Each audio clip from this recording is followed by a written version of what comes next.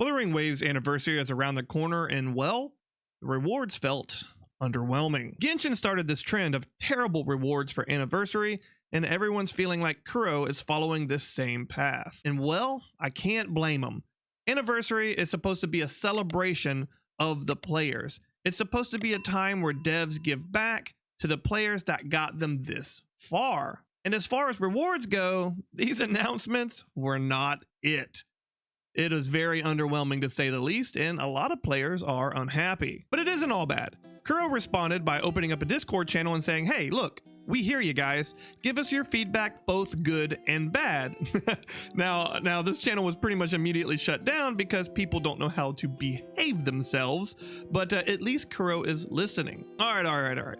So the rewards were bad, but let's take a moment and reflect on things. The beach skins were amazing. If you don't think that I'm going to run out and buy Cheng Li's skin like immediately, you're out of your mind. We had the cool collab announcement with Cyberpunk. That was awesome. And all the other content that they're bringing. So it's not like the update was all bad. The rewards were definitely underwhelming, and that's what people need to focus on. And look, I want Zani too. In fact, I'm stuck in this weird spot because I don't have Shorekeeper, but I want Shorekeeper, and I have just enough to guarantee both her and her weapon. But if I do that, then that means I'm going to miss out on Zani.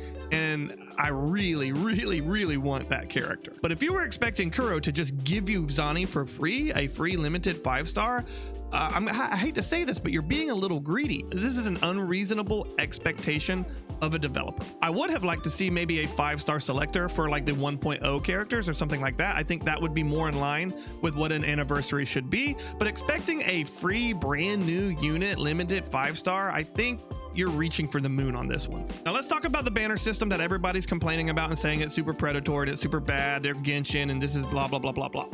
Look, is it predatory? A little bit, sure, but it's not on the same level of Genshin, and I'll explain why. I don't think it's super predatory in the way that people are saying, and no, I don't think this is cope. Let me explain my reasoning. If this was Genshin, I would say, yeah, this is super bad, but the reason for that is here in Wuthering Waves, you actually have the ability to go in and buy duplicates without spending gacha pools. So I feel like having all of the limited characters available at once, it opens up the store for you to go and buy duplicates or buy your copies. So I feel like having them opened up all at once for anniversary is a good way to reward players who have been playing constantly, and this gives them a chance to buy some extra duplicates of characters they really like. So no, I don't think this is like super predatory. In fact, I actually think it's a good thing because now you have the option to buy a couple more copies of somebody you already want. Now, is it like FOMO or whatever? Yeah, sure. But FOMO exists in everything and all things. So I personally don't like limited characters in general. Personally, I think a character should just always be available to pull. When they release a character, that banner should just stay there and you can pull it at your own leisure. I think that's how things should be, but hey, here we are. It's a gacha game. What do you expect? In short, I do think the rewards were lackluster. Absolutely. But the temperature needs to cool down. We need to take a step back and maybe let Kuro cook a little bit. They are already listening. They are already saying, hey, we hear your feedback. The last thing I want to see is this community turn into the Genshin community where we just rage and nothing really happens. And then that rage becomes super unreasonable. And that's the reason why things don't really change. Because when you start doing unreasonable things, the devs aren't going to listen. At the end of the day, this is a game. If Kuro is letting you down and you're not having fun with the game, games are for entertainment.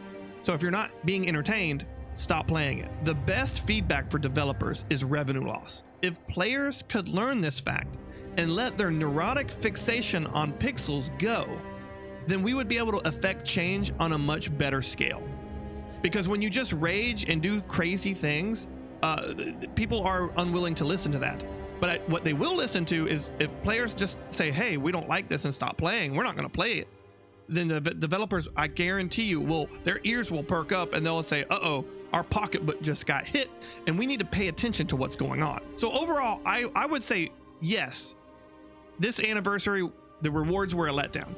Absolutely. The rewards felt underwhelming. It did not feel like a celebration for us as characters in the game. Absolutely not. It did not feel like that.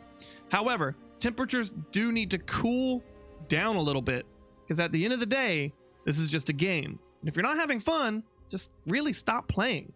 And then when they fix it, come back and play again. It's really that simple. That's going to be it for today's video, guys. Let me know in the comments down below, what are your thoughts on this anniversary? You know, good and bad. You can give me your take. You know, we're here for that. As always, guys, be safe out there, gamers, and I'll see you in the next one.